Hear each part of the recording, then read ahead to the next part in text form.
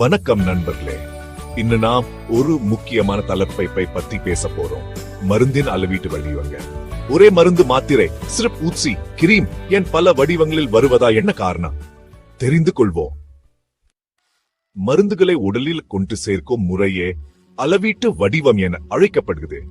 இது மருந்து சரியான இடத்தில், சரியான நேரத்தில், சரியான அளவில் செல்வதை உறுதிப்படுத்துகிறது. திடமான வடிவங்கள், மாத்திரைகள், கேப்சூல்கள், பவுடர் இவை எல்லாம் எளிதில் எடுத்து செல்லக்கூடியவை, மேலும் நீண்ட ஆயுளுடையவை. திரவ வடிவங்கள் சிறுக்கள், சஸ்பென்ஷன்கள், திரவங்கள் ஆகியவை இருக்கின்றன. குழந்தைகள் அல்லது மாத்திரை விழுங்க முடியாதவர்களுக்கு இவை சிறந்த தேர்வு. அரை திடமான வடிவங்கள், கிரீம்கள், ஆயின்மெண்ட், ஜெல்கள் இவை எல்லாம் புறமா தேய்க்க பயன்படுகின்றன, பெரும்பாலும் தோல் சிகிச்சைக்கு. ஊசி வடிவங்கள்ல தளர்வலி, தசை வலி, உக்கு வலி ஆகியவை ஒல்லி, நேரடி மற்றும் வேகமான செயலை ஏற்படுத்துகின்றன. ஒவ்வொரு நோயாளிக்கும் தேவையான அளவீட்டு வடிவங்கள் மாறுபடலாம். ஒரு குழந்தைக்கு சிரப் வேண்டும், ஆனா பெரியவர்களுக்கு மாத்திரை வசதியாக இருக்கும்.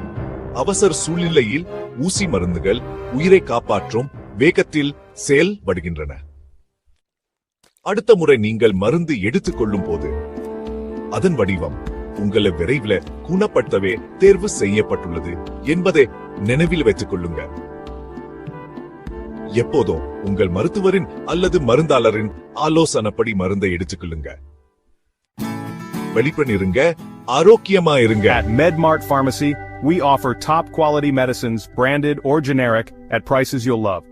Your health comes first, always.